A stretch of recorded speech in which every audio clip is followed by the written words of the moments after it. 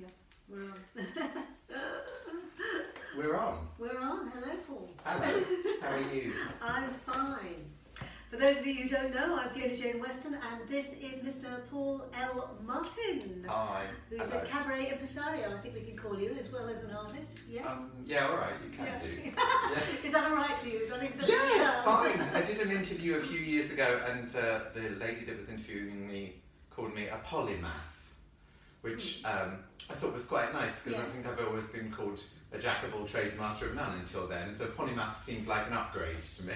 Polymath as well. I had to look it up, but I wasn't sure what it was. Somebody does loads of stuff, mate. That's what Yeah, it is. Somebody who sort of flies by and sort of gathers all the things together to do it all with. And I used to think it was a fault for years and years. I thought that was a bad trait of mine, that I should choose one thing and stick to it and get rid of all the other things, and that was somehow going to be more.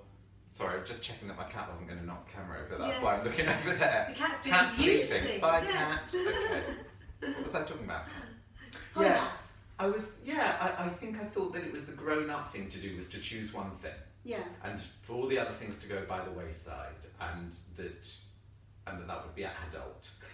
But I'm 44 this year, and I'm still doing lots of things, here, there, and everywhere. And I don't think doing just one thing's ever made me very happy. I think the mix and the balance has been what's kept me fairly sane. Well, these days, darling, you see, when we were growing up, yes, it was the grown-up thing was to have one job, and it was supposed to be a job for life. And then you got a gold carriage clock at the end. Yes. And none of us who are going into the arts were ever going to fit into that, actually, were we? No. The posh way of saying it, darling, is saying I have a portfolio career. Oh, is that what I should say? I have a portfolio career. Yes, you see, and no one does that becomes terribly acceptable, apparently. I have no idea. I have a portfolio career. Thank you, you do. very much. My friend Paul with a portfolio career. There we go. Okay, now, so you went into cabaret quite early on. Where did you train, and what drew you to cabaret specifically? I trained in musical theatre. Right. I didn't train in cabaret at the place I went to drama school, and I'm deciding right now whether I'm going to tell you the name of the place, because I don't have a very good relationship with them. I unfortunately had to leave. I never graduated from drama school. Oh, well, I was doing a 3-year musical theatre course, and I ran out of money. Some very difficult circumstances with my family and my own situation meant that I had to leave. And don't get me wrong, I understand that if you can't afford something, then you can't have it. But the way that the school dealt with it, and the abruptness and lack of care that the whole thing, unfolded, how the whole thing unfolded, was very traumatic at the time. And so I think I'm not going to tell you the name of the drama school that I went to.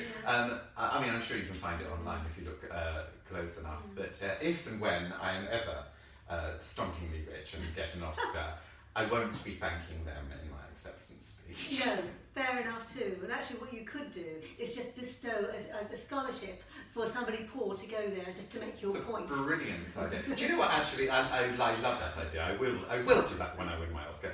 But do you know what, maybe I will thank them, because being thrown out of drama school and not graduating, so you know this, don't you? When you graduate drama school, you get to do a big West End show in the West End Theatre, and there's 200 or 300 agents and casting directors, etc. And hopefully you get an agent that day, and that kickstarts your career. So that's what happened to all of my friends and colleagues at drama school, and obviously not what happened for me. So it was a bit of a false start career-wise, but I might thank them in my speech, because it made me really determined.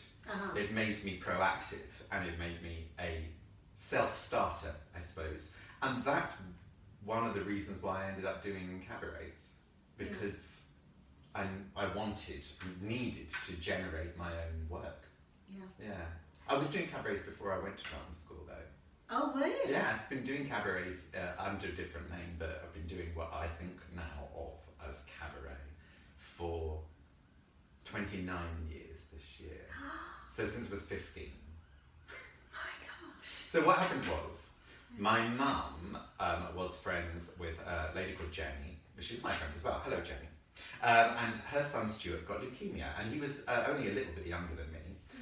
And so they both joined. He survived his leukemia. He is, as far as I know, well and happy right now. But they both joined the local leukemia research committee. And my mum came home from her first meeting, and of course, she said, we've got to think of some fundraising ideas.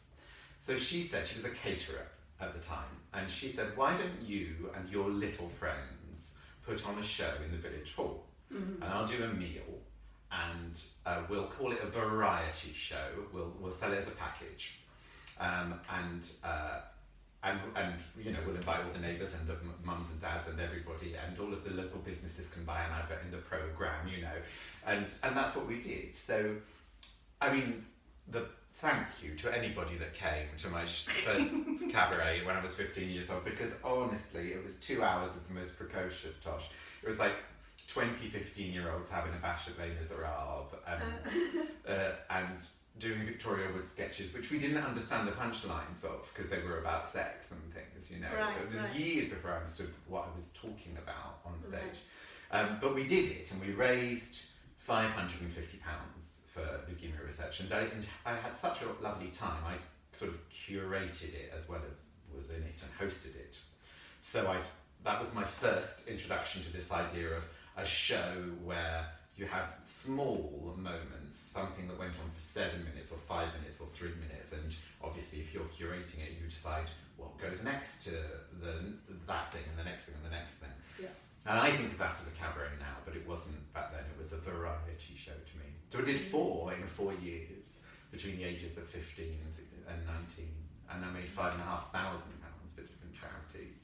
Wow. Well, I say everybody that was in them and my It's still very family. enterprising though. Well, yeah. For somebody so young as well, and it's perfect training, isn't it? It's perfect training for what cabaret artists have to do, because we have to self-produce. We have to go out there and get the gigs. Nobody comes to us, or very rarely.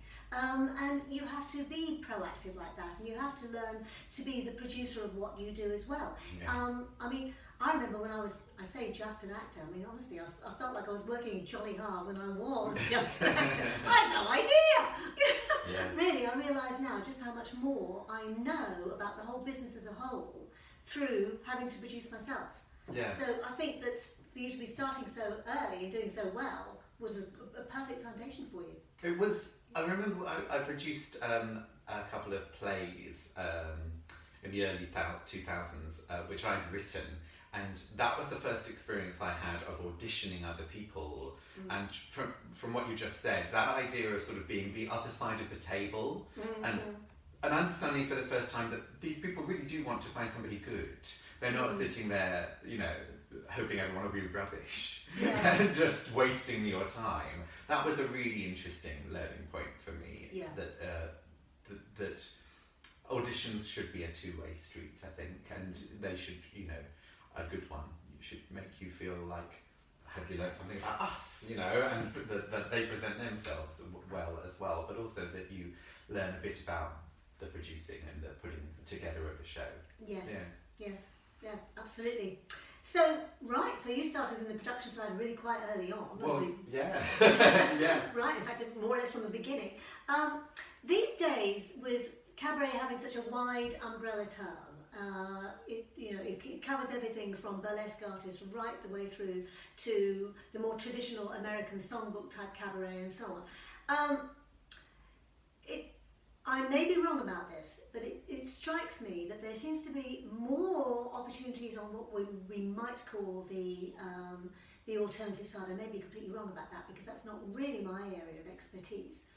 And for songbook people, it's not as bad as acting, just waiting for someone to call you and give you permission, but it's still, there does seem to be fewer opportunities in London than I would like to see, that's for sure, for people to be able to get up and do that. And I wondered how you felt about that, and whether you think I'm right or not about that, and how possible do you think it is to make your living as a cabaret artist, particularly songbook, which is my speciality more? Yeah.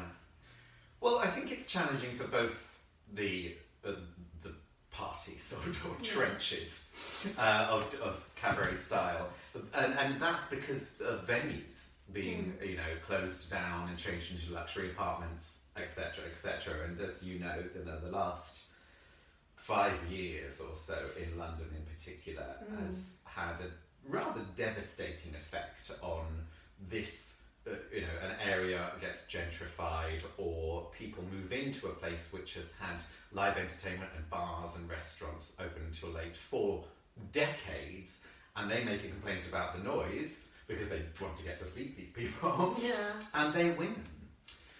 Which is one of the reasons why my dear friend Amy LeMay, she's quite well known in the gay cabaret scene because she's the host of Ducky at the RVT, and she has been for 20 years. Right. But she was appointed the very first night czar of London when Sadiq Khan became mayor.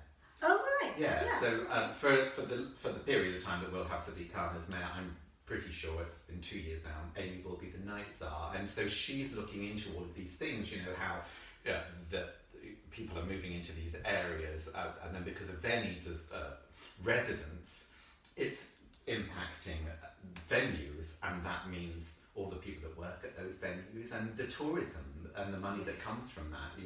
And I think that both fields of cabaret that you differentiated are suffering from that. Places are closing down. There's less and less opportunity.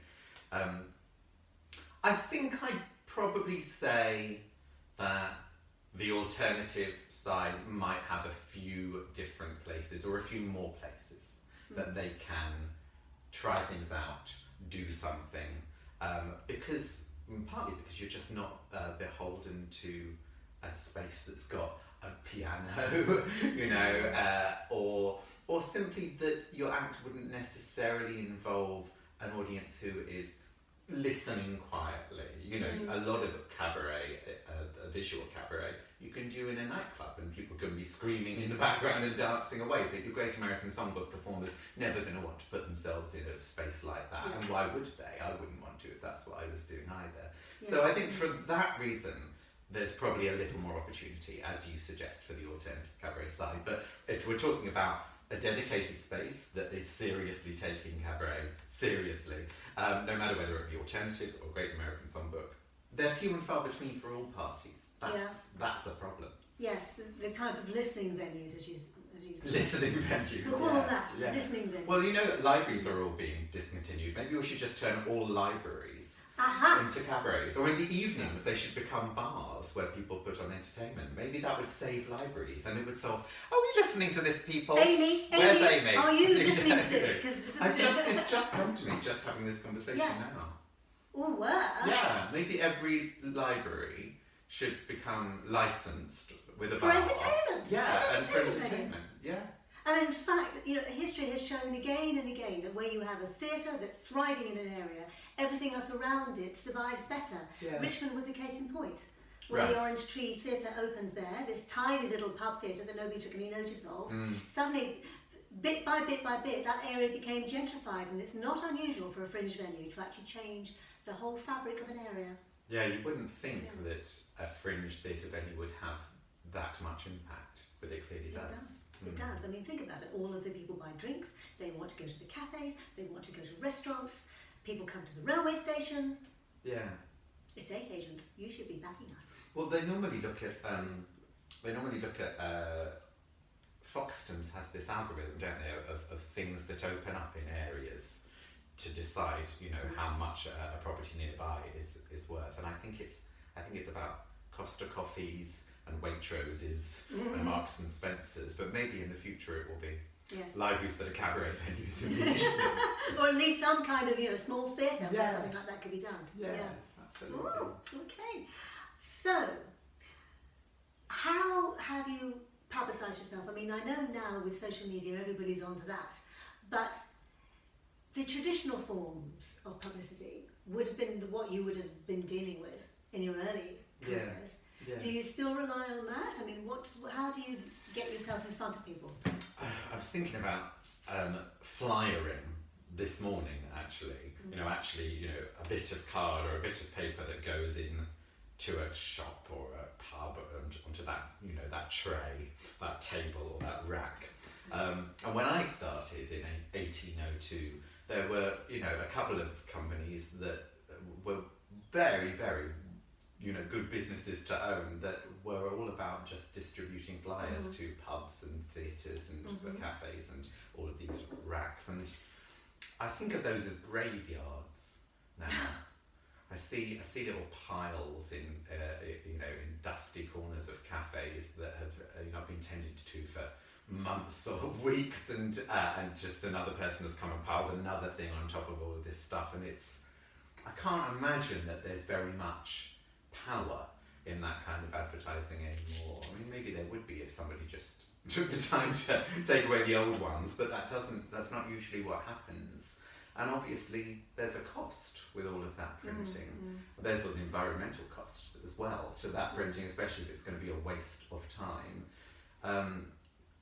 So it seems obvious to move away from that and use Facebook pages, Facebook events, Instagram, Twitter, etc., which is something I'm having a bash at the moment in earnest for the first time. I mean, Facebook I've always been quite active on, but the others I'm starting for the first time to go, all right, okay, because my husband wouldn't shut up about it, basically. He kept going, so I'm just wondering, if you really went 100% made the most of, and, maybe got some help from a company.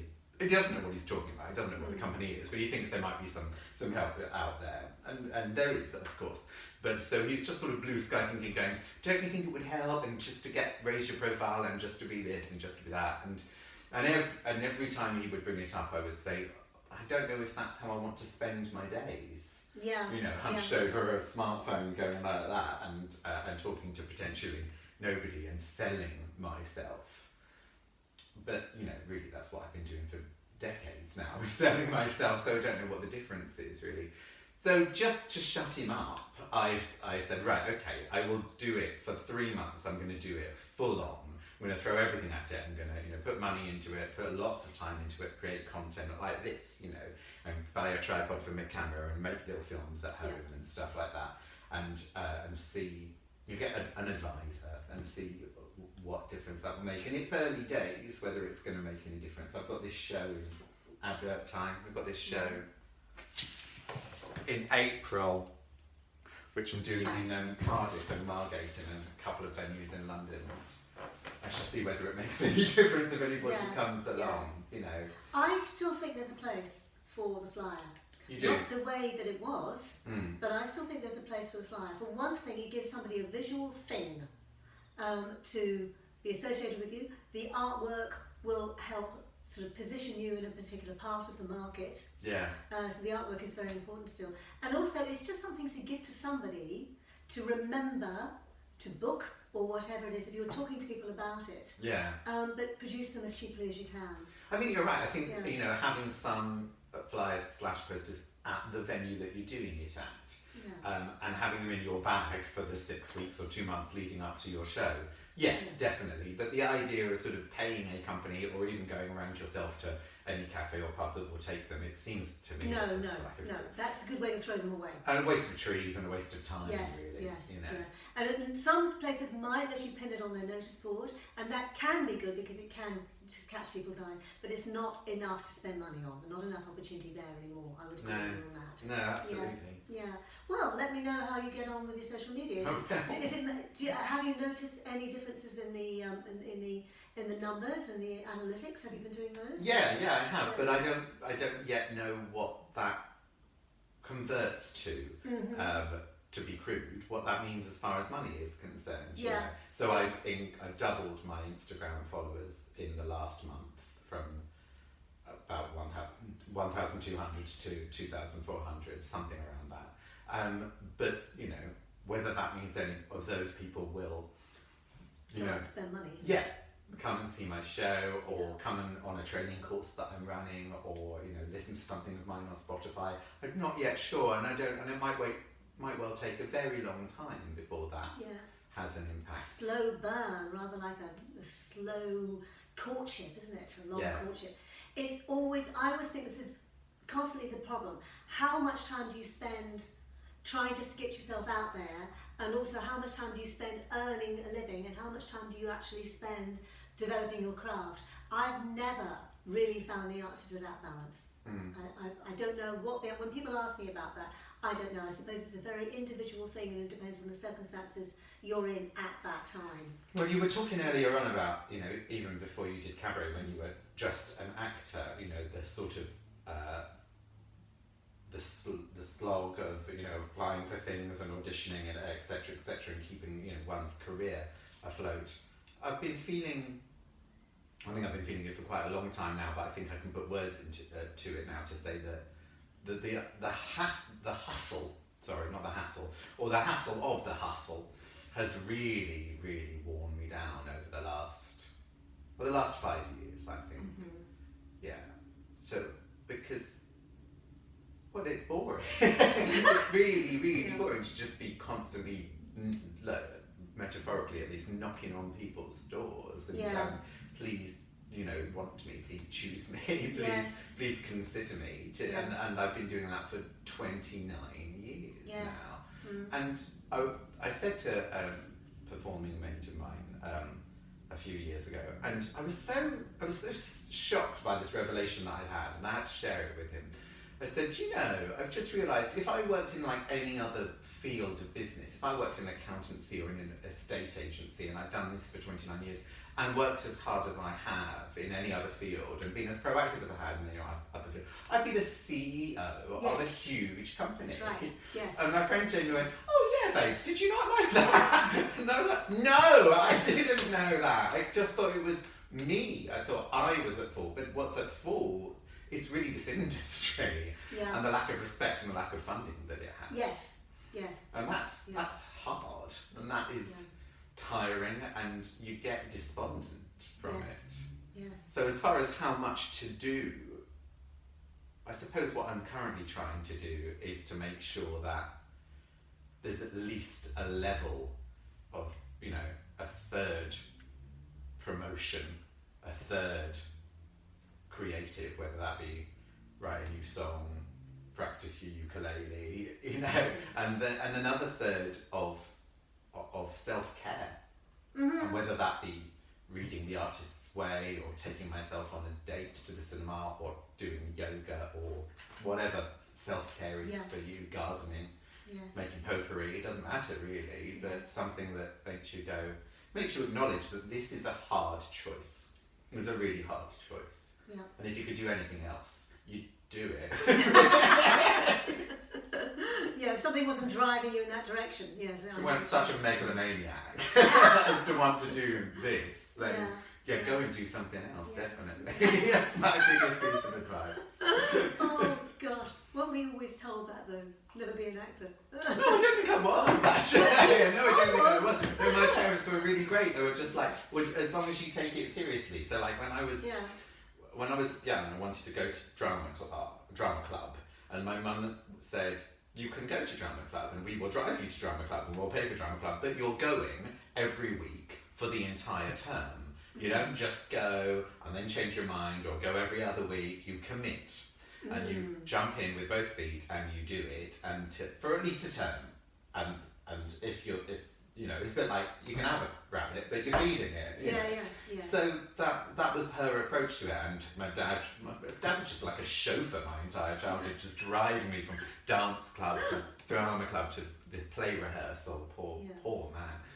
And sometimes making me egg and chips in between them.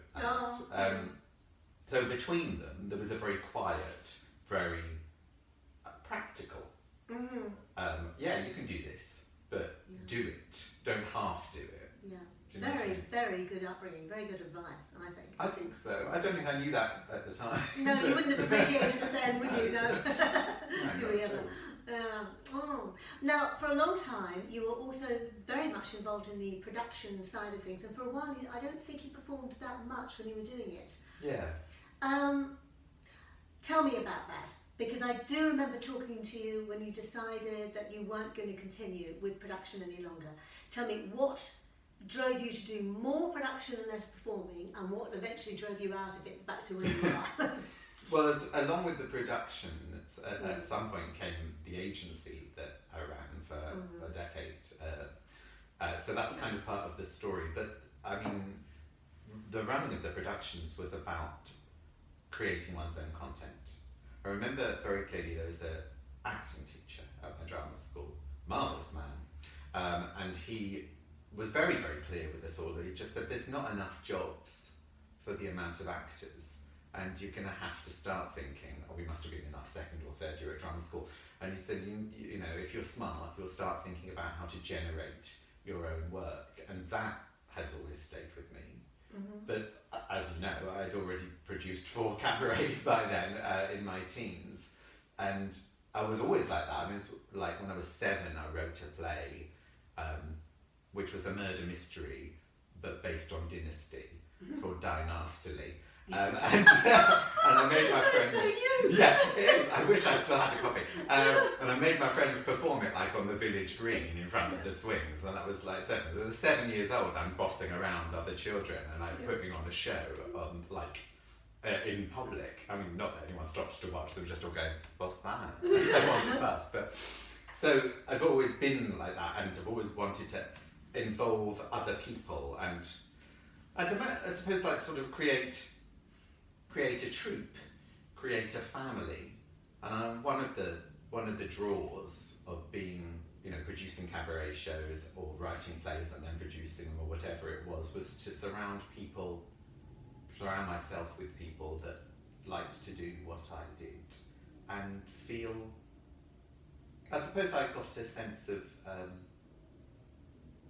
belonging from that. Yeah. Because I wasn't interested in playing football or doing any other sports at all when I'm still not, when I was a child. And, you know, you could do like the pantomime at Christmas if you were a child, and the nativity at school. But, you know, other than when the Victor Spinetti production of Oliver came to Canterbury, that was it. That was all the only things that you could do artistically as a kid. So I wanted to be artistic, and I wanted to sing and dance and get on a stage and get attention, and I wanted to surround myself with other people that wanted to do that too. Yes. And at some point I rather fell out of love with that, because as time went on, I think there was too many people that were coming along for the ride and taking what they could from it, but weren't really doing their bit. Yes. And we've always been really, really clear about, you know, people doing their bit, as far as, you know, share this event on Facebook. It didn't cost any money to do that, you know, or take a pile of flyers back in the day and leave them, you know, at your local cafe. Ask them if you can. And people are very resistant to do that. Maybe they feel that it's not their job as an artist to do that, or maybe they weren't proud of the production and didn't want people to come, or maybe I don't really know why, but too many times, not everybody by a long chalk, but too many times people didn't help to make it happen. Yeah. And you've got to make it happen. Yes. You've all got to pull together to do that. So I think at some point I just thought, I'm working really hard to give us all something. I might be at the front. When there's a profit, I might take it. P.S. When there isn't, I take the loss, and I don't make you. Yeah. You know, and that just got tiring, and so I started thinking, well, I'll just do things on my own. Yes. Go back to doing it by yourself. I can understand it. Which is lonelier. Yeah. But you have more control, and I'm a control freak. Yeah, yeah, and also I think you're right. Actually, I think people do that, and indeed, one of your last, I think I was in one of your very last cabaret confidentials. Oh, right, yeah. And in fact, the very thing you're saying happened. I worked like mad to bring an audience in, and hardly the others did. Well, that's right. So it would have impacted you. So yes. All parties, you know, should have got involved on the understanding that you're bringing down, you know, 12, 15, 20 people each. And if you will do that, the place will be full and you'll all share this profit. Yes. Do not say yes to this job if you can't do that. Yes. And if you can't no problem, no harm, no foul. I understand this isn't right for anybody. I couldn't have been clearer. Clear as mustard about these things, always have been. And I know that that's not for everybody. It might not be the stage of your career. But mostly people would just lie and say, yes, they could do it, make no effort, say, oh, terrible, terrible problem with traffic or the trains, or make up some excuse, or make no excuse whatsoever, just brazenly like, well, it's not my job. It was your job. It was exactly your job. Yes, you made that very clear. You shouldn't have signed up for this, and you've let down the other people in this show. Yes. Yeah, absolutely. You've robbed the other people in this show, essentially, is what you've done. And me. And the venue. Yes. Yes, everybody suffered, and yet everybody could have benefited. It's a murky area, and another reason I walked away from it is because it was getting murkier and murkier. There's a very strong feeling amongst performers that they shouldn't have to pay to play, some people call it, or that isn't their job to, promote an event, or they shouldn't have to, fill a room so that they can perform in it. And my answer to that is, no, you shouldn't have to. But it's the reality of the situation. Yes. And you didn't charge anybody. Nobody was paying to play for that. No, absolutely not. But you come across some performers, other stand-up comics think, call it paying to play if they are asked to, for example, bring 2 or 3 mates to come and see them at a show. And a band might be asked by a pub, to make sure that they can guarantee that there'll be at least 10, fans there from their band. And people call that paying to play. I don't think it is paying to play. I think it's realistic, and you can respectfully and politely say, that opportunity is not for me. But to be privy, myself and my members of staff, to be privy to abuse, and to be sworn at, and to be called, well, all manner of things, when what you're trying to do is create a piece of entertainment and give people a platform, is really, well, it wears on you after a while. Yeah, you end up going, not going to do this anymore. Yeah. Like I say, it's not, I don't think that is perfect. I don't think that's the right way. But, write to your MP. Stop watching the Olympics and start watching some opera and asking where the funding for that is. Yeah. And start attending these things and start paying attention. Oh God, it drives me mad when I see people, signing a petition to save their local gay bar because it's in, jeopardy of closing down, or a cabaret venue or library, and it's like, but when did you last go? Yeah, just or an independent shop. Click sign on a Facebook petition, go in, buy a drink. Don't come to the open mic night that somebody runs and drink tap water all night and not put in the money that in the hat that goes around for the host and the pianist during the night, and then be shocked when it closes down. Again, you've just robbed a number of people there. Yeah, it's absolutely true. So, back to Pine Lloyd. Haven't thought about these things for ages because I stopped doing them. This is therapy, isn't it? Yeah. Bringing it out of you, Paul. Just get it all out there. Yeah. But like I say, it's for the third time. It's not because I think that's the best way of doing it, but it's the only way on a small scale that I could find to create opportunities for myself. Yeah, but for many others. Why shouldn't as you? well. Why shouldn't you have an opportunity for yourself? Because if you're the one who's doing all that work for it, I mean, for you to not benefit would be crazy. Well, yeah, you'd be nuts not to want to benefit. Yes. Yeah, absolutely. Yeah. But when you went out of the production and you sold it, how easy was it then for you to then go back into the performing side and build that back up again? Because actually, although you had done some, you had largely become known really for more of your production work than for your performing side, even though you were still kind of out there. How easy was that to start that back up and build it up?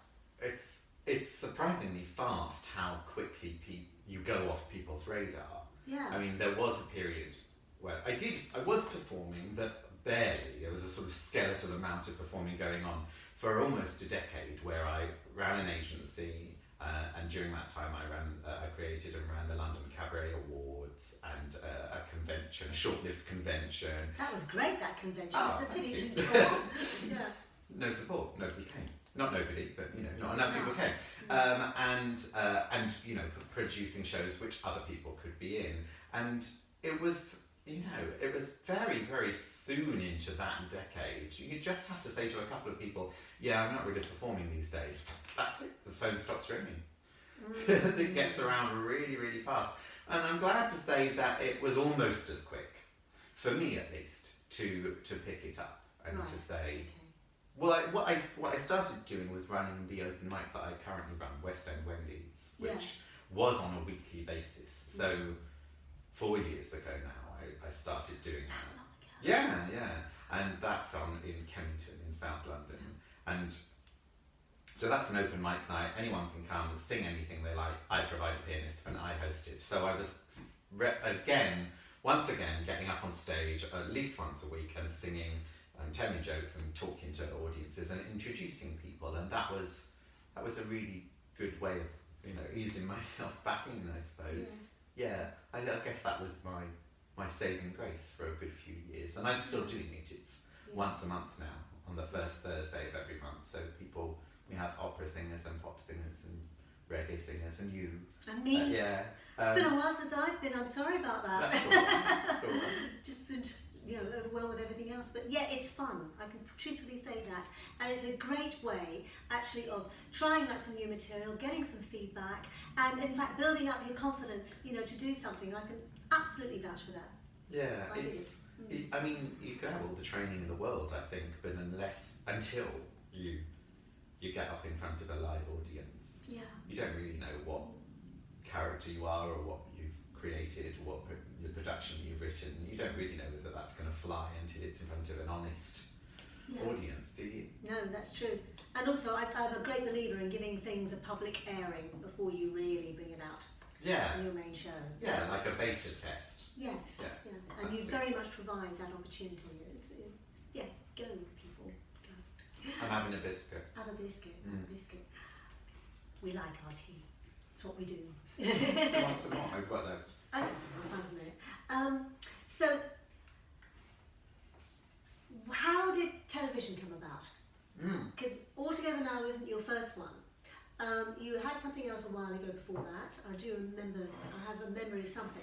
Tell us about that. How did television come about and how did the new version of it come about? Well, the first thing I made as a presenter / judge, because I've done TV as an actor, I've done quite a lot of little bits in drag on TV, and as a child, almost still a child actor, there was a very strange moment when I had to play badminton, but I wasn't given a shuttlecock. It was interesting. Thank God they didn't give me a shuttlecock, because I wouldn't have been able to hit it if they had. I was on a children's programme called, what was it called? It was a children's programme that was based around a pop group. I'll remember it later. I'll be at like 3 a.m. I'll wake up and go, oh, what was that? But this programme, that was about 7 or 8 years ago now, called Bigger Than ... and the name of a pop star. That was the first thing that I sort of judged other people on. So it was like one episode was bigger than Kylie, one was bigger than Britney, etc. And the premise was that you had these girls and women that could look like Kylie Minogue if they lost 3 stone. Mm-hmm. So it was a cross between a look-alike competition and a weight loss program. Oh, right. And if you think that sounds like car crash television, that's exactly what it was. I was going to say, I'm not quite sure how that would work, but yeah. Well, it was on Sky Living, and I think at least 4 people saw it. I was stopped in the street. I was stopped in the street once by somebody going, "Oh, we love you on that program," so I know that they watched me. I did that 8 years ago, and when something like that comes along, you just think, "Oh, that's it then. That's it. I should just queue up now and get my Academy Award." But it's not like that. You do it, and a couple of taxi drivers recognise you, and then the series doesn't get a second series or any repeats, and then you just go, "Oh right, that was that." It came about simply by a researcher finding me on the internet, finding well, I don't even know whether they found my website or my YouTube channel, probably one or both, and contacting me and asking me if I was interested, because I was other people's agent at the time. I didn't have any representation. I was barely performing, so yeah, I think it was just TV researchers Googling and picking up the phone and phoning everybody they could until some poor sap said yes. So I did that, and that went really, really quiet and nothing happened. And then a couple of years later, one of the runners on Bigger Than had recommended me to another television programme which was with Mary Portas. All right, yes. And Mary did a thing called Mary's Silver Service, and it was you take retired people and put them back into their old career. So there was an episode about gardeners, and there was one about carpenters, etc. And there was one about performers. And I was the mentor to this group of people between 65 and 92, the oldest one was. There was a couple, 2 or 3 people in their 90s. And Mary was the presenter, and she was there sort of, telling everybody what was going to happen and putting it together. But I was the mentor that was helping to basically put on a show, which would be performed at Café de Paris and be the denouement for the programme. So that was interesting, very interesting working with older people and who were lovely, but of course, they can't do what 20-year-old people can do, and if they can, they don't really want to. So, the idea of let's have a physical warm-up was a bit of a stupid one from my point. We'll do it on chairs, warm up on chairs. And they, there was a lot of resistance from the people taking part and who didn't, I guess were scared about, performing again, or weren't quite 100% sure how they were going to be made to look, which I understand very much. And although we ended up with a really good lot of footage and we put on a show at Café de Paris, ultimately the TV company didn't air that episode. All the others got aired, but ours ended up on the cutting room floor. Why? Well, I think the idea of, let's put on a show was a little bit far away from the original remake. Right. Or they hated me. I don't know. That's a shame, because you wouldn't have humiliated them. You wouldn't have. No, not at all.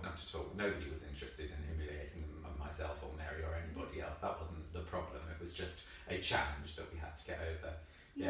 In the end, I just think the programme was kind of not quite what the editors commissioned. So, but I got to work with Mary, and I learned a lot about working with older people, and it's on the CV nevertheless. But I turned down doing reprising my role as the Beadle in Sweeney Todd. I'd done it at Dundee Rep for their 10th anniversary, and the same director had moved to West Yorkshire Playhouse and contacted me again, and I turned down to do this TV programme. So that was a bit galling that it didn't even end up on telly. After all that. Yeah. And what about Altogether now? How did that happen? Well, again, just a researcher out of the blue. And I'm very wary, as most cabaret performers are, of television researchers phoning you out of the blue. Every cabaret performer I know at a certain time during the year pops on Facebook and says, I've had the annual phone call from Britain's Got Talent / the X Factor, and it's become rather a joke that you get called by Simon Cowell's assistants and researchers and chatted up into taking part in these programmes, and to a man, nobody's interested in doing it because there is a feeling with a lot of these programmes of being exploited, of having no control of the edit and being made to look silly. Right. And also, particularly for us cabaretti, Simon Cowell and Gary Barlow, who's been a judge for him, have been very rude about cabaret. Yes, I was going to say that. They use it as a negative. Always. Always so cabaret. Yeah, too cabaret. Well, what does that mean? What on earth are you talking about? We're very good storytellers, we're very good entertainers. How dare you be so patronising about it, really? I just think there's good cabaret and there's bad cabaret. Yes. There's good opera and bad opera. There's good ballet, bad ballet, good soap operas, bad just soap because operas. somebody's classical doesn't make them good. So the idea that one entire genre is bad or tacky or cheesy is very lazy and it's very short-sighted. I think. Yes.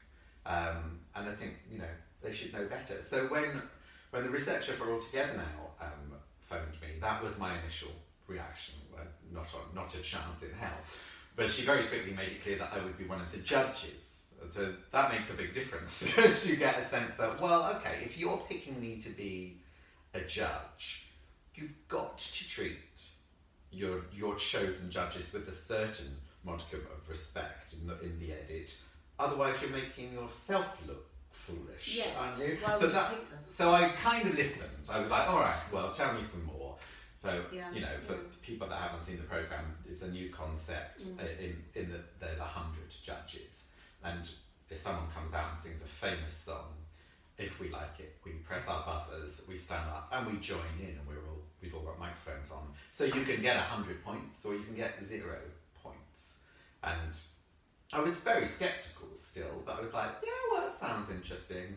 But they were very keen from the very beginning to have lots of diverse performers and styles of performers in the show. So I'm one of 3 or 4 quite prominent cabaret performers from the UK, and we're not treated any differently than the rock star or the opera singer or anybody like that. And it's celebrated. Our diversity of opinion and genre and where we've come from is celebrated on Altogether now, which is a lovely thing. Even the miserable one that doesn't stand up for anybody is part of the family, is still loved by the rest of them, bless their hearts. So I went along. I said I'll go to the audition and the interview, and we got a piece of paper with all the information on it, and it said really clearly, do not come with a hangover. Right. Well, the audition was the day after my 10th wedding anniversary, so I had a hangover. And I took along my ukulele and I sang a song, and I was just really, just like, whatever. My whole attitude was like, just another dumb TV show that wants to exploit everybody, and don't know why I'm bothering. And it just was a little bit snarly and a bit sneery, like I am on the programme. And they still were interested. And I remember there was so I did an audition, and they showed me some clips of people on X Factor, I think. I won't name any of these people, but they showed me clips for like 20 seconds, and they said, would you join in with that singer? And I was like, only to drown them out. And which they showed me another one and said, would you join in? I went, no, it's terrible. And I was being really honest. I didn't like anything that they played me. And then I went for this interview in another room, and this chap said, so, Paulus, why do you want to be a member of the 100? And I said, I don't know if I do. I'm here to interview you. Woo! And then, well, that's what I'm like when I have a hangover. And I was there to interview them because I was so not on board with the idea. I just wasn't keen as mustard. I'm 44 this year, and I'm not starry-eyed about TV. I've done it. It's made no difference in my life whatsoever. Sometimes I look quite good in it. Sometimes I look like an idiot, and I've been burned a lot by this industry, whether it be TV or theatre or cabaret, and I don't trust easily. So it took me a very, very long time to get on board with what the programme was. Yeah. And because of that, they met somebody quite, snotty and grumpy, and obviously liked that. What they wanted. That's what they focused on when we ended up on set. Yeah. And there are people, as viewers will know, who watch really closely. There are acts that I stand up for. There are acts that I'm complimentary about. Not many of them, but there are.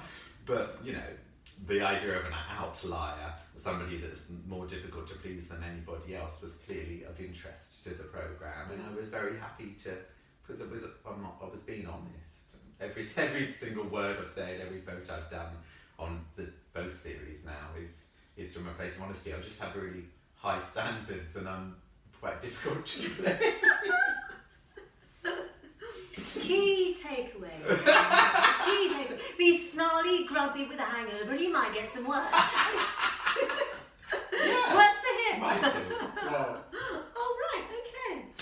So, in all seriousness, what pathways are open to an emergent cabaret artist? And I don't necessarily mean someone young, but to somebody who is perhaps quite experienced in their own field, but wanting to consider doing this terrifying thing sometimes of cabaret, of being yourself on stage, of producing all of these things and learning to sing in a way that will get you past the fourth wall. Yeah.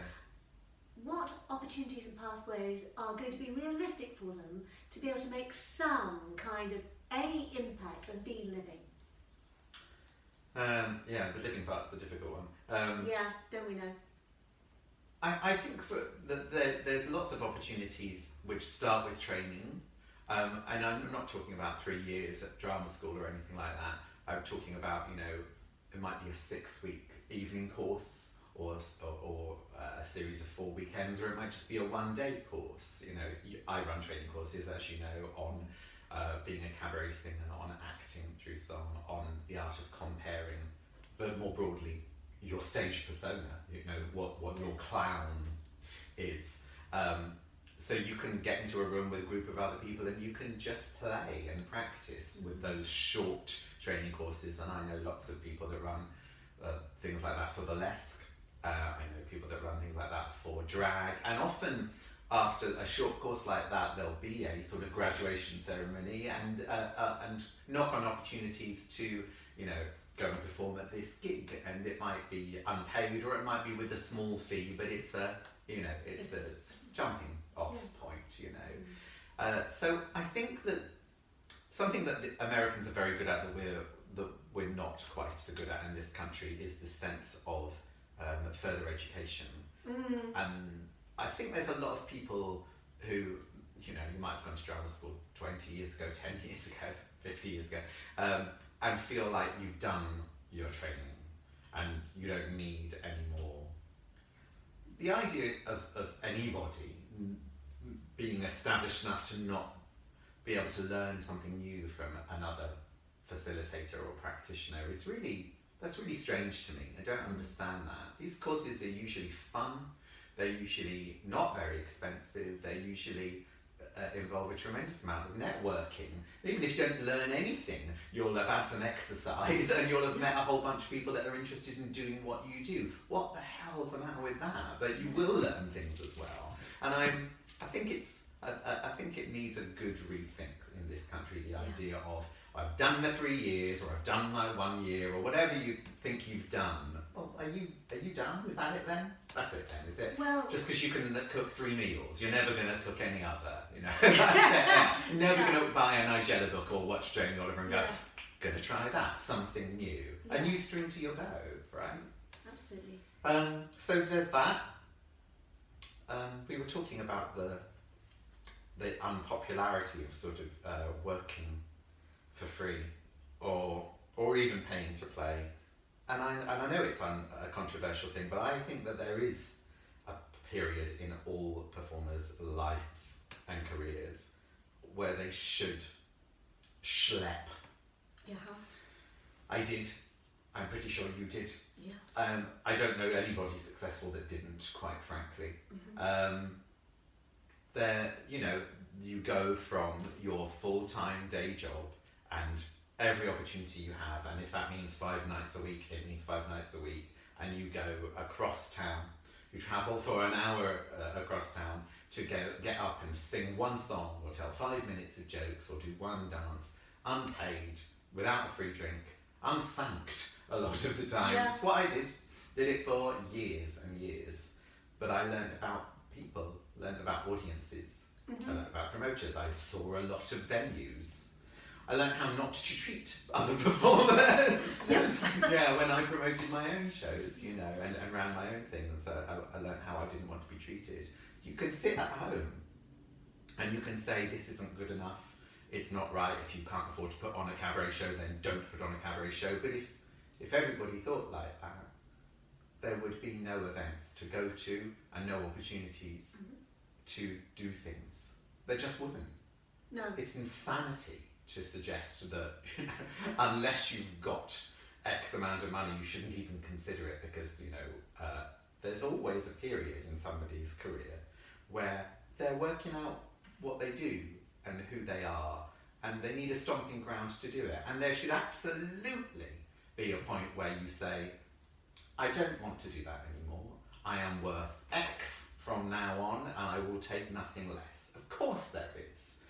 And everybody has to decide when that is for themselves. No one else can tell you. Or you can just sit at home and go, oh, why aren't I on the stage? You can do that instead. It's up to you. And I think on that balanced note, which I do really, I couldn't agree with you more about that actually, because in fact, even when you have had to work for no fee, there are other benefits that you are going to get from it. And I'm not talking about a euphemism for working for free as for exposure, but sometimes that exposure can be very valuable because you can be exposed to other artists where really good collaborations may come from it, and as you say, it's always a stepping stone. Having said that, you don't want to always be exploited, but I think there is a balance point. There is a balance between saying you have to be paid every time, and even when you're relatively inexperienced in the field, or on the other hand, never doing anything because you've got to be. Well, payment can come in many forms. It doesn't have to be cash money, although I understand that that's what gas bills get paid with, cash money, and I completely understand you can't pay bills with exposure. But if a new young promoter is putting on a show at their local pub and they're charging a £5 to get in to people, and from it you're going to get to try out some new material, meet some new contacts, get some professional video and photography from it, then that's a fair exchange.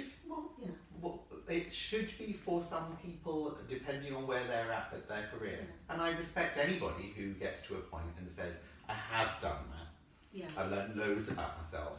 I've met all the people I can meet, up to a point, and I don't want to do that anymore. But to have never done anything and just sit around moaning is not quite the same thing. And like I said before, just it's not a perfect world. If it were a perfect world, I wouldn't be advocating such a thing. If the arts was funded, if the arts was respected the same way that sport is, in this country, we wouldn't be having this conversation. But don't shout at the promoter that's trying to put on a show and celebrate cabaret or whatever the art form is, and give a platform to up and coming people. Don't abuse those people on the supermarket, online, anywhere. Write to your MP. Get angry. Do something about it. But it's not. A lot of the time people think that they're being taken advantage of, where that's not really the case at all. It's just circumstances are tough, tight. And they always have been in the arts, but it's particularly, I don't know, is it worse now than it used to be? It feels like it's, my wages hasn't changed in 20 years. There are people in musicals that are being paid the same as they were 20 years ago. Yeah. That's I don't terrible. know whether it's better or worse. One thing about social media is that it's easier to promote yourself and cheaper than it was in the days before it was there. But it does take up an awful lot of time. There's an awful lot more people in it, and there's always too many in it, but now there really, really, really are too many in it.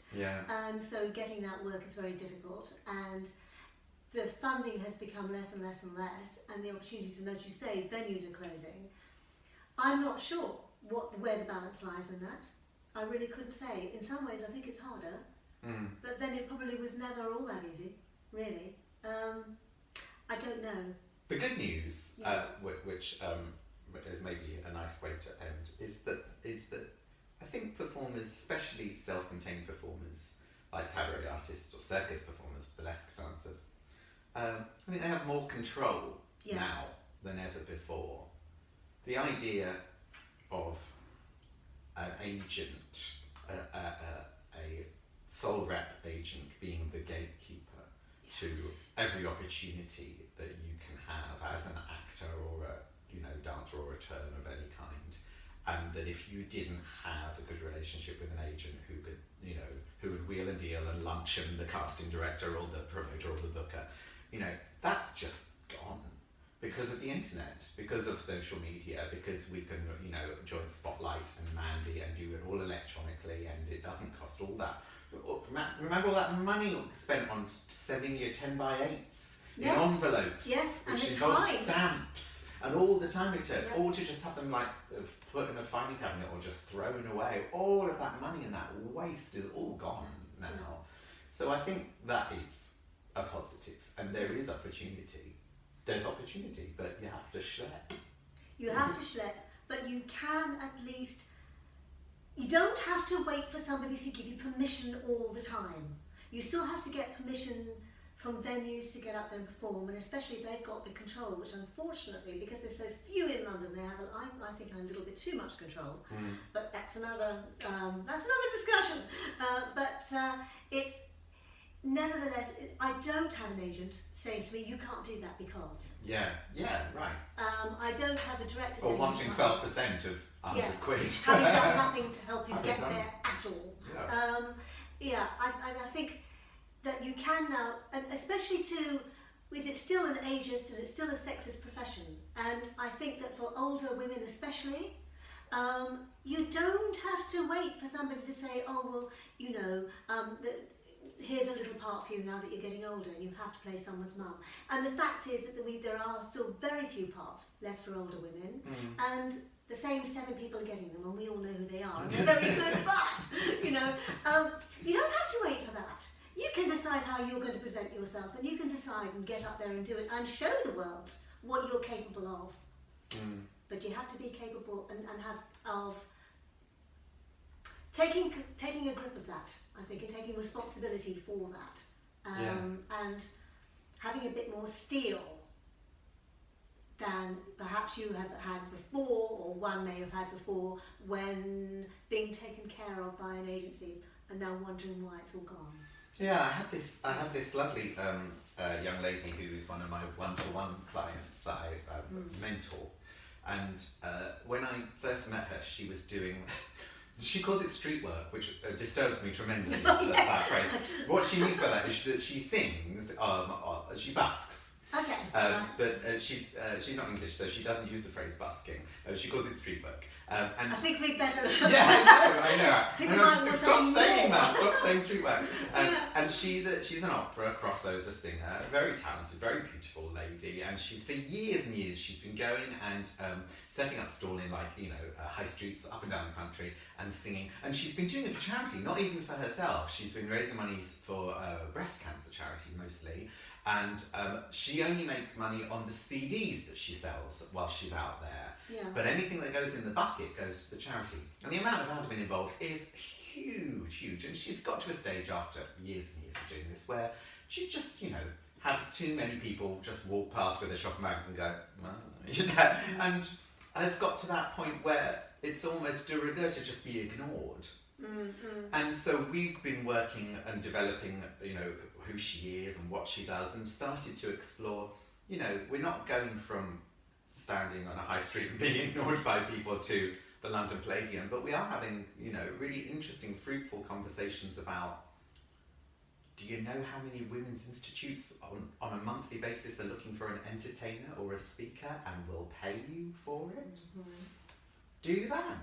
You've got all of your setup, you're prepared to drive around the country on behalf of the charity, so go ahead, write us some WIs.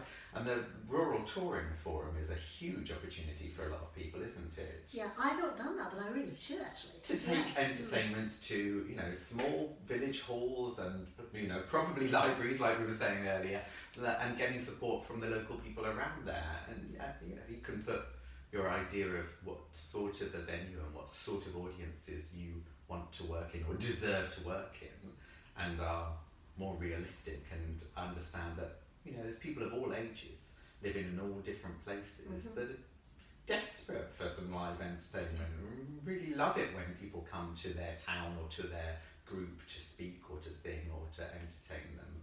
But you first have to get past the whole, going to a village hall to speak to lots of old people. Well, yeah, they're human beings. Yes. And that village hall was made for communities to get together. Yes. So, damn right, do and that. they may well treat you an awful lot better than some of the rather arrogant. They do. You always get a cake. If you go and meet a WI, you always get cake. Yeah.